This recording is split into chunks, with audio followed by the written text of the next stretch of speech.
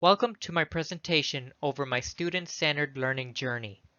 In this presentation, I will be describing the self-directed learning experience, lessons learned, and future directions moving forward. For my self-directed learning opportunity, I chose to get certified in Google for Education Level 2. It is important to choose a self-directed learning opportunity that is meaningful and beneficial to the workplace. As a campus instructional technologist, it is my duty to keep up with current technology and train teachers and staff about the technology that can improve the learning experience of students inside the classroom. A few key points to consider when choosing a self-directed learning opportunity is to be able to assess my readiness to learn. Choosing a topic that I am interested in will strengthen the support to creating an effective learning process. By setting learning goals, it is important to establish a goal that is achievable yet complex. What is it that I am ultimately trying to accomplish? Goals pave the way for a successful learning opportunity. My goals were to complete 2 modules a week spanning over a 4-week time period. Implementing a timeline for the self-directed learning opportunity will set the pace of the lesson. My timeline was to finish 7 modules in 4 weeks. I accomplished the modules by limiting myself to completing 2 modules a week in efforts to reducing being overloaded with modules. Engaging in the learning process is crucial for a self-directed learning opportunity. I had a variety of resources that made it possible for me to engage into the lessons through quizzes and scenarios. I decided to document my journey over Google for Education because the employer that I currently work for, which is a FAR San Juan Alamo Independent School District, has shifted to distance learning and is using Google for Education as their primary learning management system. By completing the self-directed learning opportunity, I can share my knowledge about Google Suite applications to the teachers and staff within my workplace. I was able to successfully obtain credentials through a certification as well as receiving a badge for successfully passing the exam. My first impressions for the learning journey were quite positive as I had previously possessed the Level 1 certification for Google for Education. I was well aware of any adjustments that I had needed to make to ensure that my self-directed learning opportunity was a success because of my previous experience. However, the pressure still remained because I had not thought of the possibility of failure.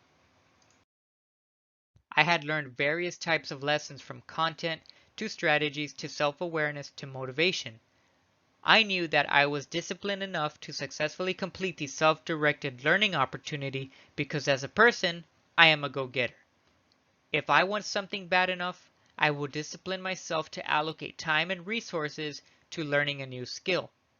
I learned plenty of content and feel that by chunking information by subject into modules, I was able to retain information when it came to exam time.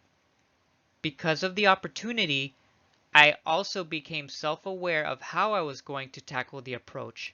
I knew that I had a small window to study and complete the exam. Despite the pressure, I was motivated knowing that by successfully obtaining the credentials, I could utilize my knowledge to help my peers get certified as well, or even assist them with various applications that Google has to offer, such as Google Docs, Google Sheets, Blogger, Keep, etc. My future direction with obtaining the Google for Education Level 2 credentials will allow me to conduct professional development training within the workplace. I can utilize tools such as Google Forms to create surveys, filter out answer response data, and use that data to tailor to future professional developments regarding Google Suite applications. Another future direction that I could possibly take is to advocate Google for Education within my workplace.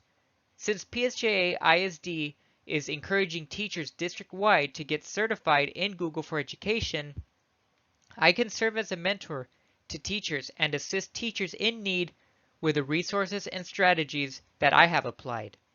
While I continue to assist my teachers, staff, and even students, there is a possibility that I might research Google's other offers, such as becoming a Google Certified Trainer. Becoming a Google Certified Trainer will allow me to empower educators at a district level to learn and use Google for Education.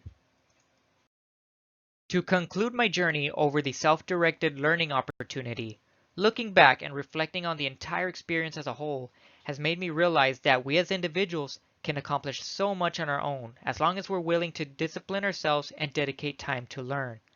I do believe that student-centered learning is effective and exciting.